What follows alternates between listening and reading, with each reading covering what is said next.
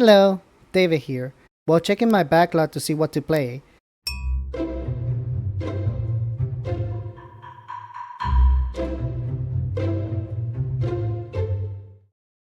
I noticed that I had games that I played before there. One of them being Uncharted. Usually, every once in a while, I replay games I enjoy a lot. Sometimes I play them differently than before.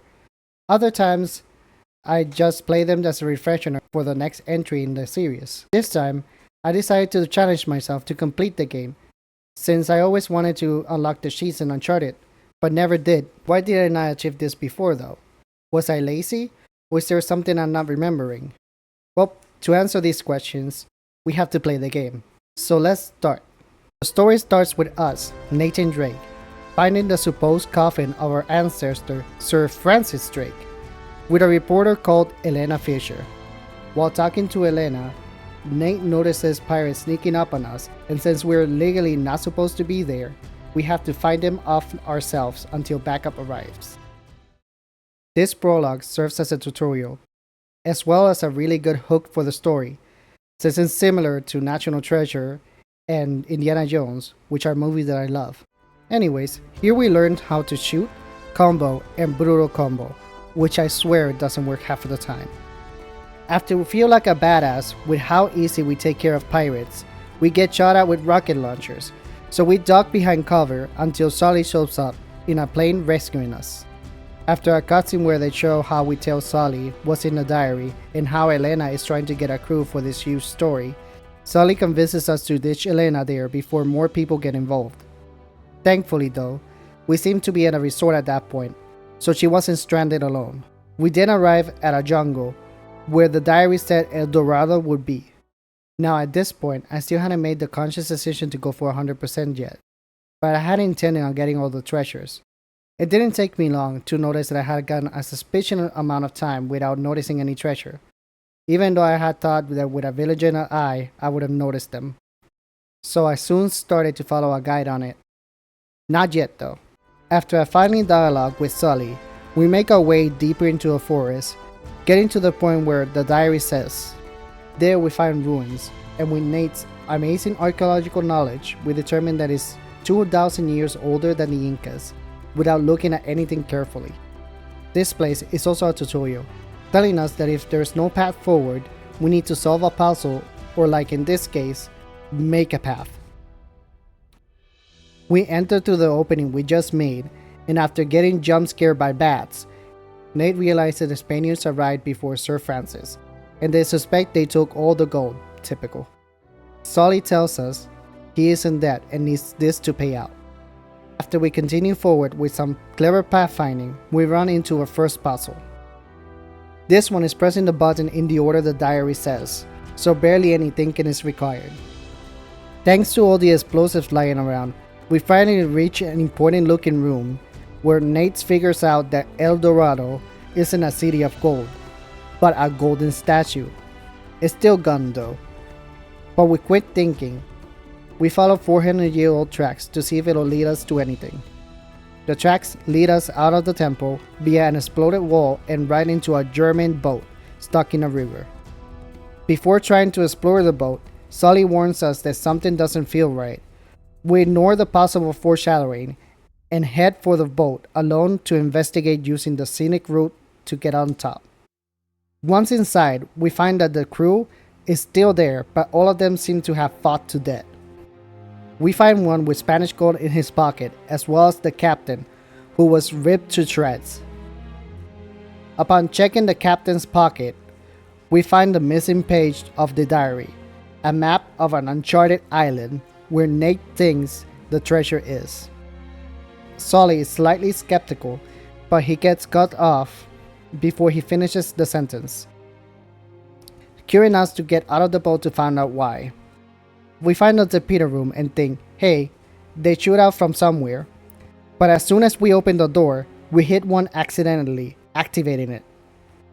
So we swim out of the torpedo hole. Once outside, we get surrounded by shady loan sharks. They apparently heard what I had told Sully, so we give him one of the maps. He then wants to give Sully a reminder of who he is by shooting us, but changes his mind and shoots him. I guess he was done with his shit. Then the torpedo we tap explodes, giving us the opening to run off the waterfall to our doom.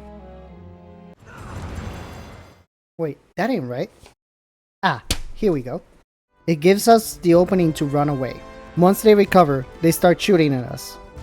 We get jump scared by Elena, who immediately sucker punches us, claiming that she is good enough to chase two no-good tomb thieves. We cut her short to hide from the guys giving chase and inform her that it's only one thief now, and ask if she's armed. Luckily, she came packing. With her help, we make our way through the ruin, fighting wave after wave of mercenaries.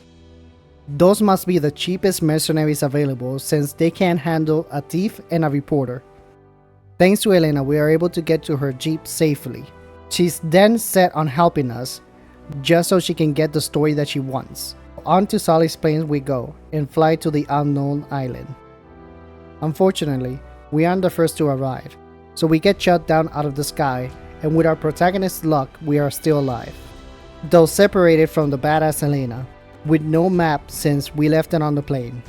After weighing which one is more important, we go after the plane to retrieve the map. Now at this point, the tutorial portion is over and you can feel it on the gameplay immediately. Enemies are more aggressive. There are more of them and they have bigger enemies that take a lot more to defeat. From here, not much is said. Just make your way through and be careful with the waves of enemies around, until you reach a set piece, where you blow up a pickup truck, then use it to get further in. Shortly after you finally reach the plane, and after a mandatory ambush, you go in the plane to retrieve the map, and out of the window you see Elena's parachute. Now we need to make our way there and find out if she's safe. Upon getting off the plane, Nate is ambushed. Again.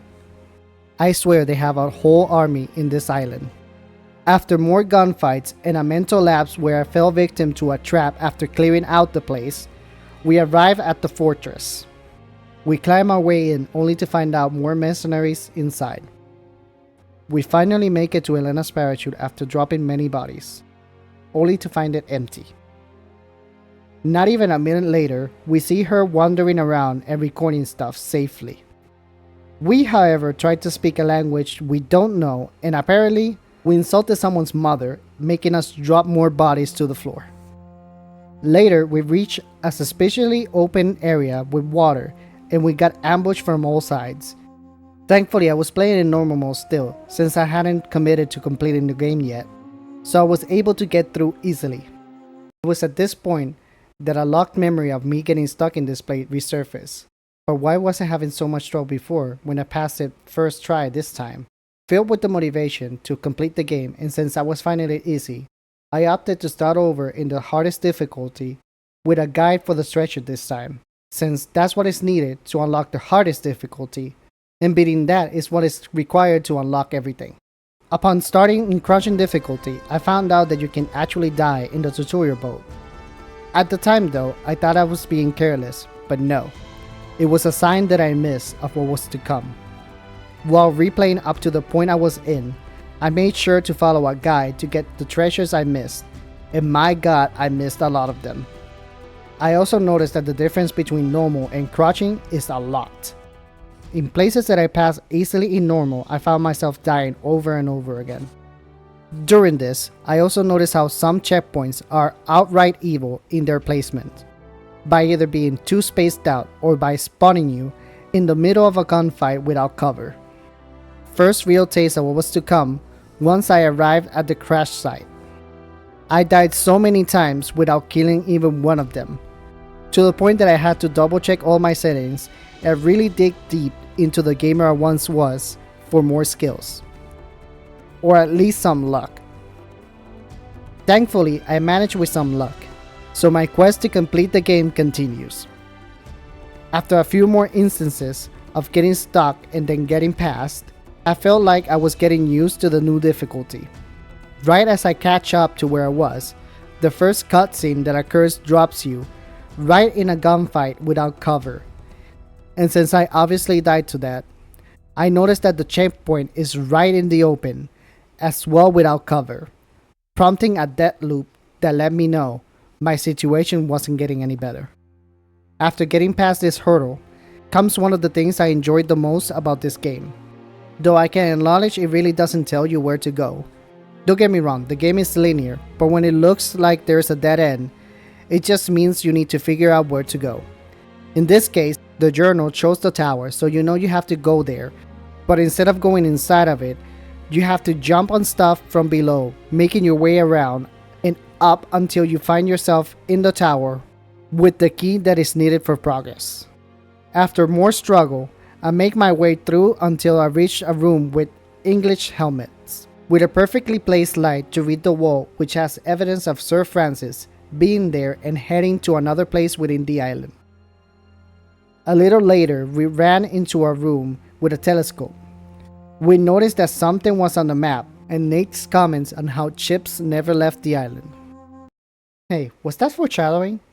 While there, we see Elena still recording peacefully, but her luck is about to run out as two mercenaries see her and are about to shoot her. Thinking quickly, we shoot one of them. Our luck then runs out because the other one has a grenade launcher and shoots at us, making us unconscious. We then wake up in a cell, with Elena asking us how we got there and that she'll get us out. Right as she leaves, Eddie comes in, who is apparently the leader of the army of pirates. He gives us an ultimatum to join him or die, to which Nate responds, nah, prompting him to have a semi-meltdown about how his men are dying and can't even go to the bathroom without an armed escort. I swear, that has to be foreshadowing. He then says they will help each other and that the last one standing gets the treasure and the girl. That girl breaks a hole in the wall and successfully gets us out of another messy situation. We still aren't completely in the clear though, as we get into an auto-scroll session for lack of brain cells to say something better. I hate this section of the chapter since they can destroy the jeep from outside your gun range often, and it's even a struggle just to get out of the fort in this difficulty, only for us to almost fall off a cliff as Elena was distracted asking questions, giving Eddie the opportunity to surround us. Nate, being quick-witted, drives us off the cliff into the water, not the move I would have done personally. Surprisingly enough, it does work and we can keep moving forward. After getting to safety, Elena shows us the building we saw earlier, saying that if El Dorado really did come into the island, it had to come through there. While viewing the footage, Nate notices a boat and says that is how they're getting off the island. Elena, surprisingly lacking in self-preservation for a reporter, calls us out on quitting, to which Nate responds, it's not worth dying over. Elena says we still need to go over there either way, so we can argue about it later. We then go on a relaxing jet ski drive, at the end of which Elena says she had heard of a cursed Incan treasure, wondering if that's why the city is flooded. Couldn't she have said this before? After a few more fights and another relaxing jet ski drive, I found myself struggling once again, including one time when I killed the last enemy as my bullets ran out. I finally made it to the top of a tower, where we zip-line across to the place where we're actually going in the first place, to open the door from the inside. Once inside, we find a logbook of everything that's come into the island, the last entry of the log being El Dorado, with a drawing of it. Nate then reveals that the ring he has on his necklace, he inherited from Sir Francis. The ring was also how he found the coffin. In a last-ditch effort to convince Nate to stay and look for it, Elena comments that only real smart people would have figured out the ring. To which Nate, knowing what she's doing, shuts us down by picking up the drawing of El Dorado, stating this is as close as we're getting to El Dorado. A little bit later, Elena tells us she wants to stay a little bit longer and get some footage while we grab the boat and we can get her after. She promises to be safe, so we keep moving towards the boat. After leaving Elena behind, we get to chapter 11 called Trapped. Now, I know I haven't mentioned the names of the chapters, but I had to with this one, since I spent more than half an hour stuck in the same stupid gunfight with no checkpoint in between. Every time I thought I figured out the best route or that I was in the clear, an enemy would come out of a place they were previously avoiding. I got flanked, and on the next try I got flanked for expecting the previously done flank. I swear, I got passed by sheer luck. And this isn't even the highest difficulty needed to complete the game. This point almost caused me to abandon my quest to completing the game, but I had to keep going. I had to finish my goal by any means necessary. Now that that is out of my system, we continue on with the story. It's right when we are about to take over the boat, Elena jump scares us, saying we need to see a video she recorded. Only to see that, surprise, Sully is alive. Nate, believing that Sully isn't a backstabber, abandons the idea of the boat to go rescue Sully and beat him up. While walking towards Sully, Elena and Nate talk about how someone blew the place up with gunpowder for some reason. Elena then trips and almost falls, but then she demonstrates the only sign up until now that she has any self-preservation in mind as she lets her camera fall, effectively taking her only reason to stay in this place. We get to another relaxing jet ski drive, this time upstream, and for whatever reason I just challenged myself to do it without shooting. By some miracle I was able to do it, after a couple of deaths from ramming into bombs. Upon reaching land again, we walk until reaching a trap made with parts from our plane, with one of our chasers' men on it. Nate notes they wouldn't put this kind of traps with their men around, so it might have been someone else. We then overhear they have Sully working in the library, so we must make our way there. Do you guys know the definition of insanity? It's when you do the same thing over and over again, expecting a different result. And holy hell did I get stuck in an insanity loop for about another half an hour. I kept doing the same thing to see if I could memorize the enemy patterns, but as I should have learned back in chapter 11, they changed the pattern from time to time. I, however, got lucky enough to escape the insanity loop this time. So Nate's adventures continues. They're opening a door for Elena and almost getting crushed as a thanks. I, again, find myself on the wrong end of a death loop. This time though, it was a mere 10 minutes. I realized at this point that most of my fights from now on are probably gonna be death loops, making me wonder how bad did I screw it up by choosing to complete this game instead of just finishing it. Upon entering the library, we see Sully telling a story to some armed guards, and after the obligatory fight, he lets us know he was waiting for us to arrive. He had been sending them a wild goose chases to buy time. We then ask him how he survived, and apparently, tiny books can stop bullets. Since he had Francis' book all this time, he figured out that the treasure is under a heart symbol, so to find that symbol we go. After a couple of puzzles, hitting our head on a wall, and some fights in some improbable places, we overhear our antagonists speaking to each other. Eddie is complaining that his men are dying and that the island is cursed, to which they simply tell him he can leave. Once Eddie leaves the camp point, we hear that finding the treasure was number one henchman's idea, and that it has been a lot of trouble, to which henchman replies that it's worth more than anything. After popping up in a previous area, Sully contacts us to let us know that read that there is something on top of the church. After heading back to the church and reaching the room Sully told us about, we open a window to see that the symbol marking the treasure is on top of the building where the antagonists are. After calling in a diversion, we try to head in unscathed.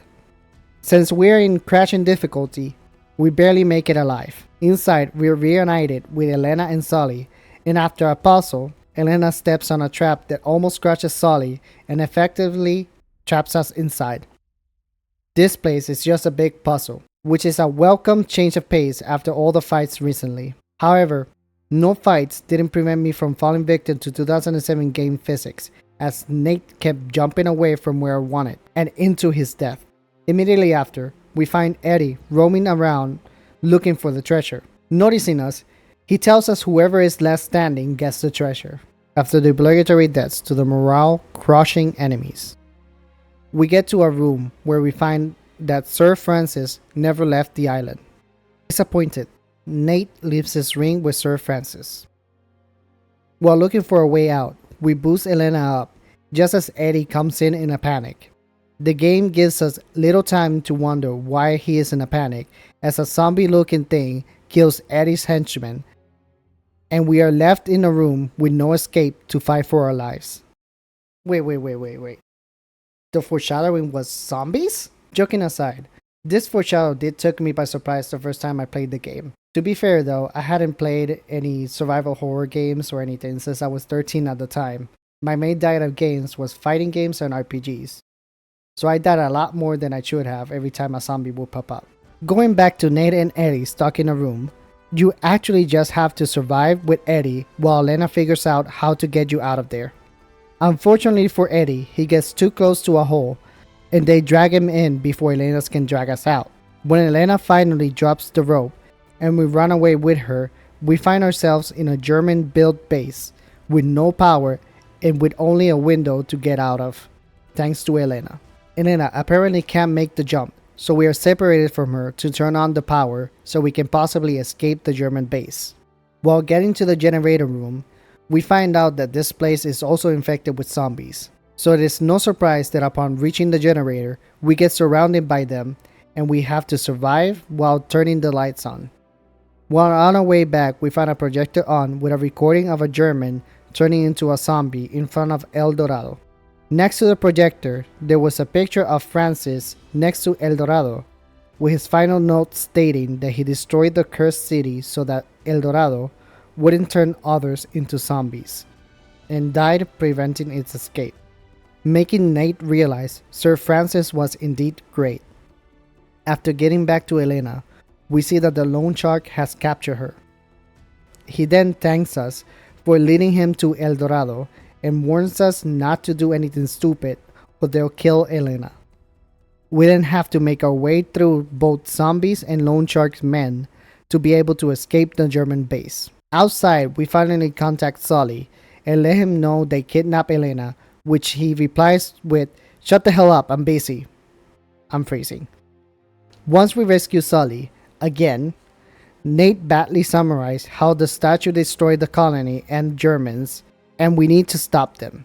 After making it through the church and going in a hidden passage, Nate finally says it's cursed. Here, I also find the last piece of treasure that I needed. If you're going for them, I really suggest taking a guide, like I did, because some of them are almost impossible to find without one. Even if you're not using one, it's still probably the easiest part of completing this game. Sully, understandably, doesn't believe Nate, but he believes him soon enough as we find the loan shark and the crew have already found the treasure. The number one henchman tells the loan shark to open it as we are held at gunpoint, to which we see a mummy inside El Dorado that turns poor old loan shark into a zombie, and the henchman kills him, successfully promoting himself to final boss guy. He then has El Dorado helicoptered out, but as they're lifting it, a horde of zombies come out and start taking people down. Nate and Sully, using this commotion, break free and try to stop them from taking El Dorado. Oh, and Elena too. Nate's solution to not letting them escape is to jump on the helicopter net and hope for the best. Elena, even though she is the one technically in need of rescue, still saves our ass from getting shot. She, however, accidentally kills the pilot, making us crash conveniently into a boat. Here, we finally arrive at the last chapter of the game, the final boss fight, or should I say, boss level. You honestly just duck and kill minions until you reach the other side of the boat, while avoiding Navarro's shot. Then you have a quick time fight against him, which leads to him drowning with El Dorado. Then we have a cute cutscene of all the trophies being unlocked. I mean, a cutscene of Elena giving Nate Sir Francis' ring back, as Sully interrupts the moment by arriving on a boat with gold, which leads to the most movie ending I have seen in a game, them sailing off into the sunset. I wish I could say that seeing the credits is the last thing I needed to do for completing this game, but unfortunately my time with it is still going. Now there's some trophies that are still missing, as well as the new difficulty that I just unlocked, Brutal. Since I am overwhelmed with dying over and over again, I first tackled the trophy for speedrunning the game. I know it's counterintuitive since I just finished the game and I died a lot. But hey, it's a trophy, and this time I can play it in normal. For the speedrun trophy, you have to have Drake in a fat suit. while you complete the speedrun under a certain amount of time. At the time of this recording, I kind of forgot what's the time that I needed to beat it on, so this time? For a speedrunning trophy of a game that I struggled with, it is actually surprisingly easy to beat. You can even save the game and leave, and continue where you left off. You just have to remember to put Drake back in his fat suit. Another one of the trophies that I was missing was comparing my stats with a friend. Since I made this account for this YouTube specifically, I had no friends, so I had to improvise. After comparing the stats with myself, I also went and got another trophy, which was getting 10 brutal combos in a row, which I found out online that is surprisingly easy to do. Since you can go on the first level, since it's a tutorial, you can actually do the brutal combo a lot easier than any other level. And just to do it 10 times in a row, you can actually just save and load by getting other trophies out of the way, like the weapon kills trophy, and not have to tackle the elephant in the room, brutal difficulty. After beginning the brutal difficulty, I noticed really early on the prologue level that I was dying quite a lot, way too much. So I did the only sensible thing.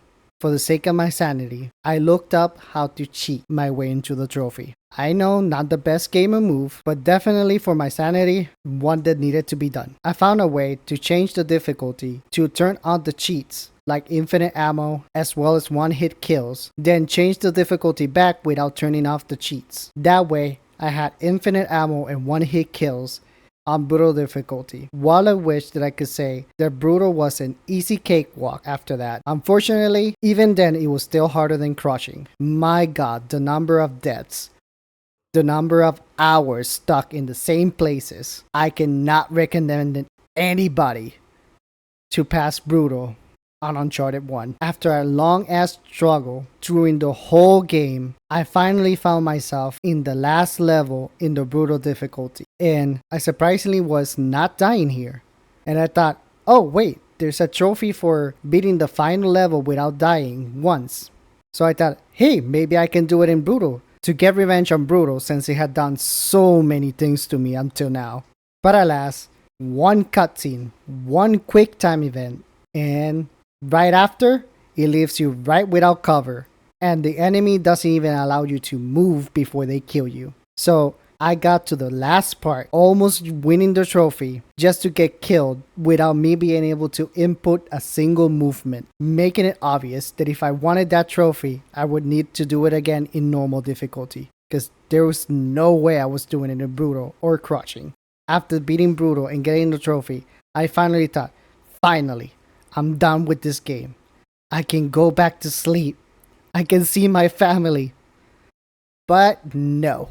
I still had 2 trophies which were passing certain chapters under a certain amount of minutes. I'd do the first one that I was missing, the fortress. Almost at the end, there's a part where you need to shoot a bomb next to a Gatling gun to create a path forward. But I didn't know that you needed to go up the bridge and kill the guy on the right before you were able to go forward. And I didn't find that out until I was stuck trying to go forward, and the game wouldn't let me, effectively glitching me out and making me retry a couple of times. At first, I hadn't realized that it was a glitch, so on the next few tries, I also forgot to get on top of the bridge and kill the guy again, effectively making this trophy way harder than it should have been. At the end, despite the glitch, I was able to pass it with a few seconds to spare. Thank God. Then came the other trophy that I was missing, the Chapter 16 trophy. This trophy I tried and tried and tried again. And every single time I tried, I would either run out of bullets or die in the middle of it. Sometimes by jumping to my own death, sometimes by being killed by a guy I didn't see coming. But little by little, minute by minute, I was able to bring my time down until I got the trophy. And finally, after playing this game for way longer than I thought I was going to play this game for, I finally got the Platinum trophy. And I think I effectively killed any replayability Uncharted had for me. I never want to see that trophy again. Don't get me wrong, I enjoy seeing the notification for the Platinum trophy. But then I thought, damn, this isn't my YouTube account and not on my main account, and I really don't want to do that again. In conclusion, did I enjoy my time revisiting Uncharted? Surprisingly enough, I did, but only while playing on crushing. Once I got to brutal, it was a nightmare. I really did not enjoy my time there.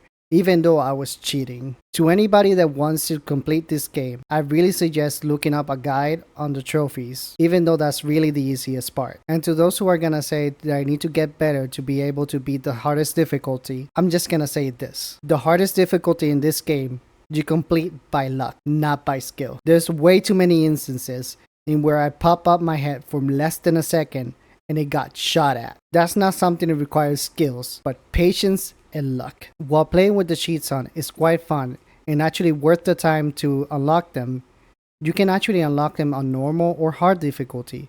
You don't need to go to crouching or brutal, which is what I suggest you do. And with that, it concludes my time with Uncharted. While I love this game to pieces, I am more looking forward to tackling for the first time the second game in the future rather than revisiting this one. But with how hard this game was, that won't happen for a long time. Well, thanks you guys for watching, and please, on your way out, hit the like button for every death that you saw in this video. It deserves it.